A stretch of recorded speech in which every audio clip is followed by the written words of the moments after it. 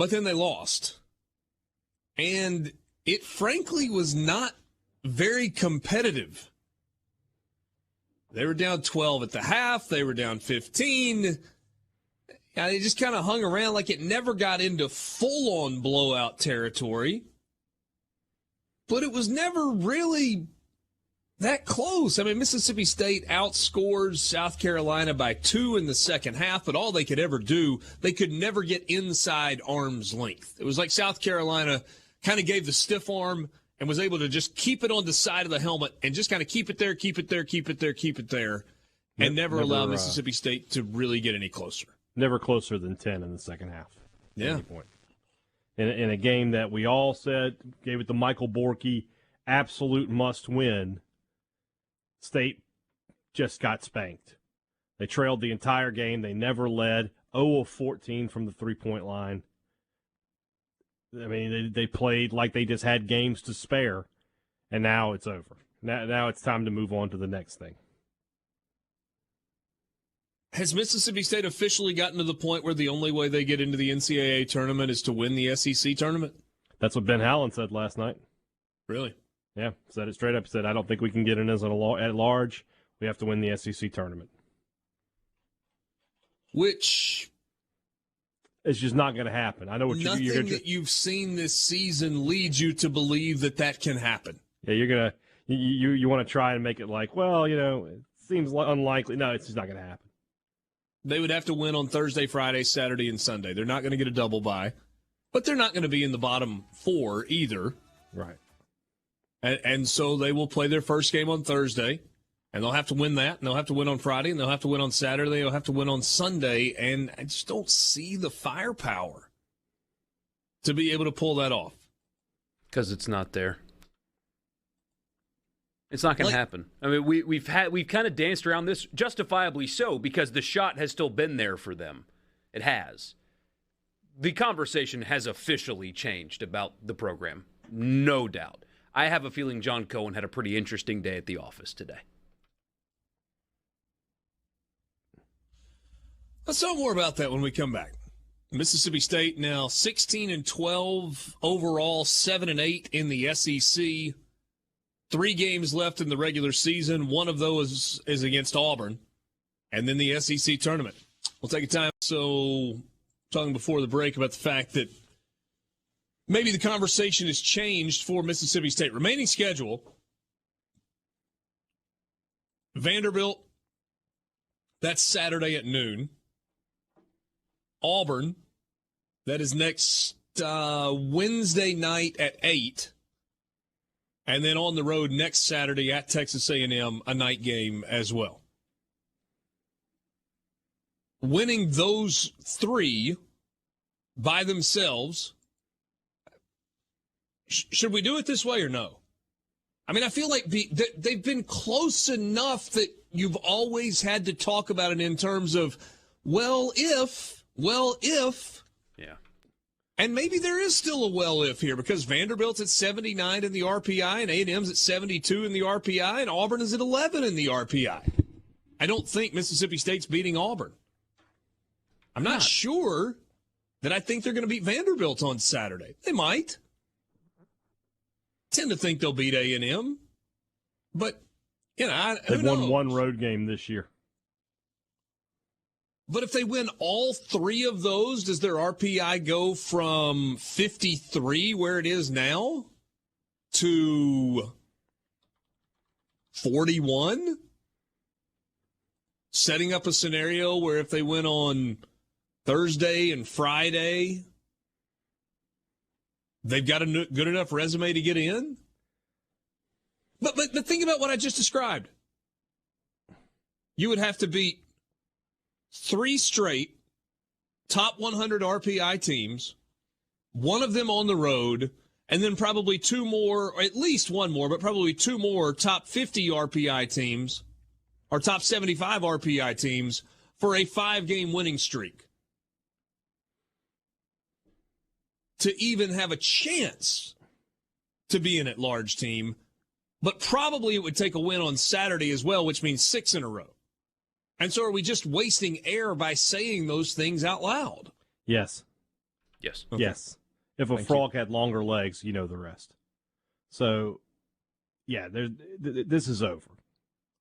This season. That's such a good saying. You kind of did a disservice by not finishing it. Am I allowed to finish it, Borky? What's the? I don't mean, know can the use expression. So I can't. Oh. No. If I can't do it the right way, I'm not going to do it. So no.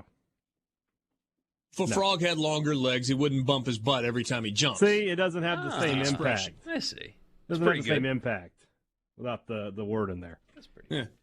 Yeah. Anyway, no, I think the if you want to talk about Mississippi State basketball, the time has come to move from, well, if they do this, they can make the tournament, to who will be the head coach for Mississippi State next season. All right, so the most basic question then is, will Ben Howland be the head basketball coach at Mississippi State next year? I can't see that. I just can't. I can't see how you can justify bringing back a coach who's made one trip to the NCAA tournament in 7 seasons. He's had 2 teams that preseason everybody would have predicted in this year and 3 years ago. Obviously, the pandemic canceled the tournament, but that team was not in when the season was canceled. They were still out. They need to win here in Nashville, win a game, something like that. They were not in. So, I mean, fan interest is at an all-time low with this program. Borky put it in the rundown. The game Saturday is at noon. Baseball plays at 2. Who's going to the basketball game?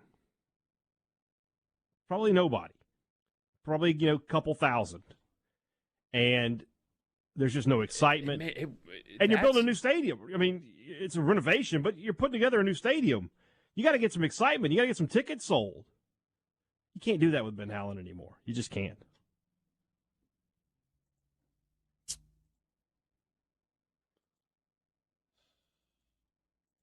You said all-time low.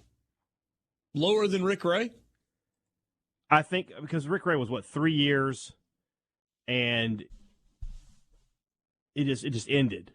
This is 7 years of this, and it's just been downhill since 2018-19 when you went to the tournament. And it's been frustrating. You've watched good teams lose games they have no business losing. You can't get a handle on your series with Ole Miss, a series that you dominated for a decade plus prior to this. It's just not fun. Mississippi State basketball is not fun. It's not entertaining. That's interesting to me that you put that in there as part of the deal. Like I know the Ole Miss thing to Mississippi State is a really big deal. You have drilled that into my head. But that strikes me as a football thing. Well, not so much a basketball thing. You think his record against Ole Miss factors into the decision here? I think that he has some loss. First off, Ole Miss has not been great through Howland's tenure. And he has losses to them that they've crushed momentum. Look at this past year. Look at the loss in Oxford this year. You beat Arkansas in the first game of SEC play, and you're like, okay, moving forward, here we go. And then you go up there and you just get crushed. I mean, they lost by 10, but that was much worse than that. A couple of years ago, the Reggie Perry, Robert Woodard year, they lost by 40 in Oxford. I mean, it's just been bad. And, part of that is you can't be a coach at Mississippi State in any sport if you don't beat Ole Miss consistently. You just can't.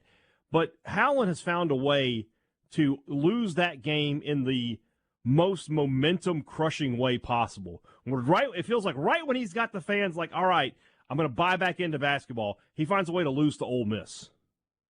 And everybody's like, why? Why would I get involved? You can't even beat that terrible Ole Miss team. And this year was, it's inexcusable. That's a terrible Ole Miss team. And they handled you in Oxford. The losses in SEC play, 10 to Ole Miss the first time around.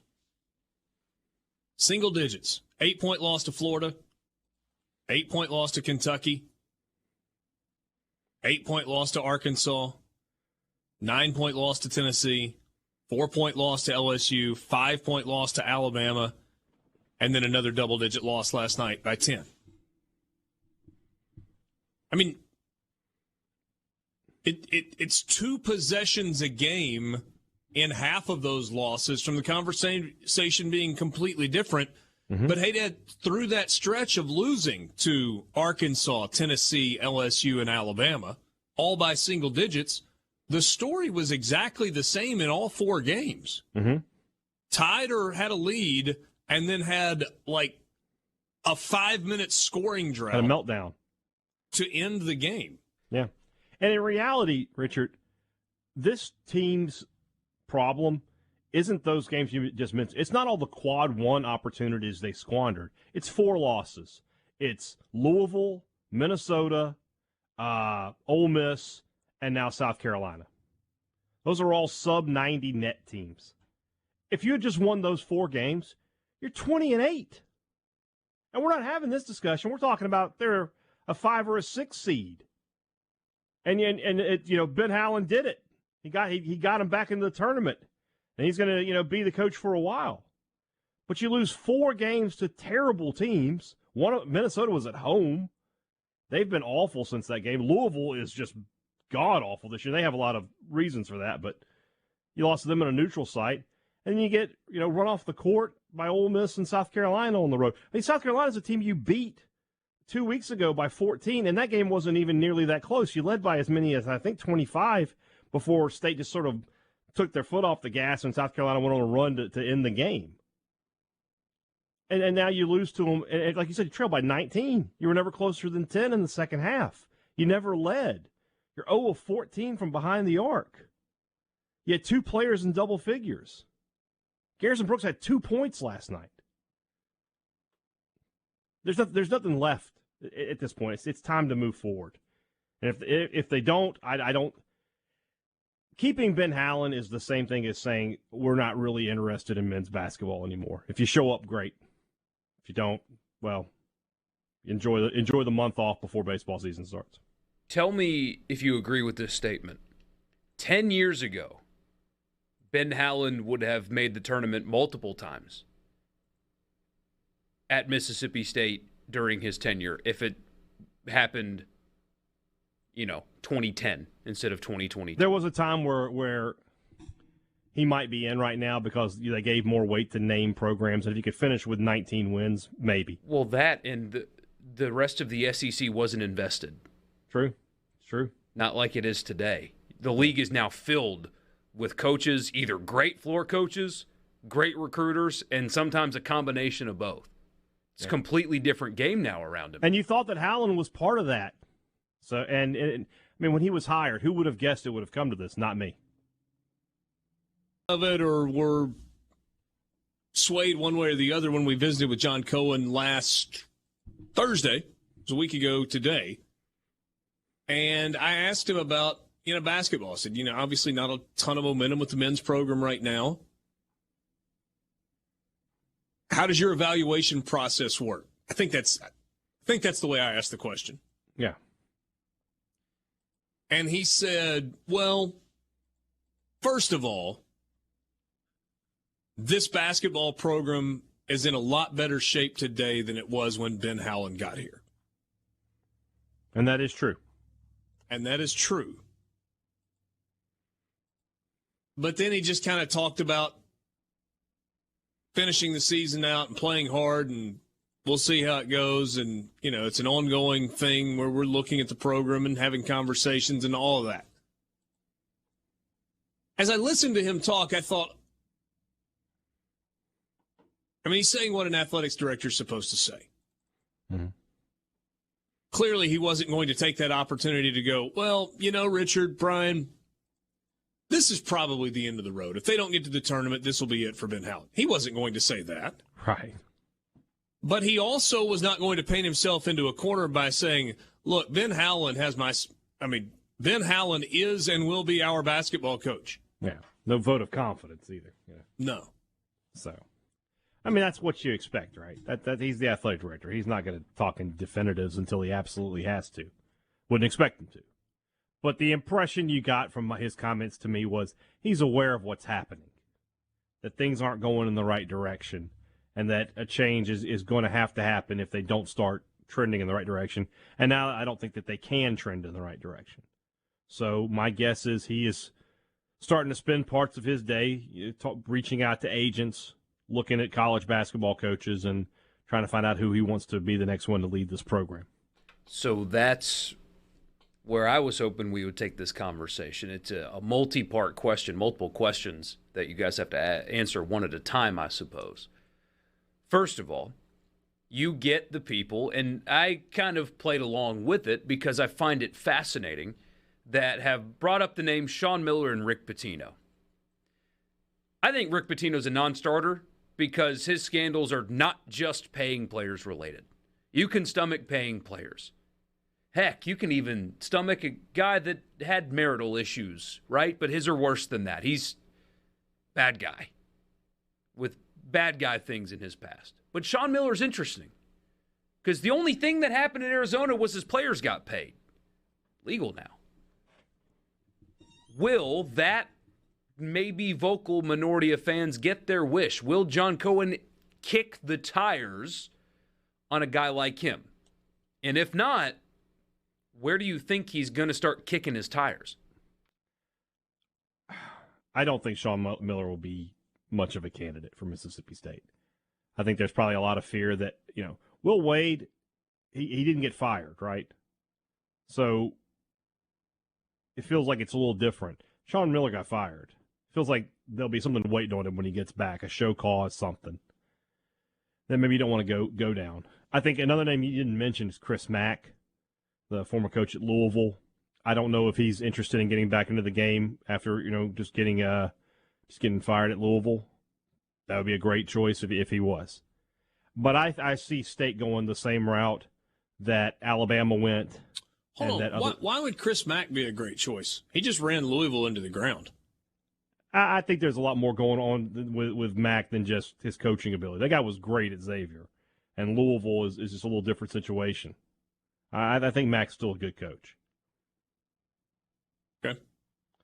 But I don't think it matters because I think State will go the mid-major route. That's just my opinion.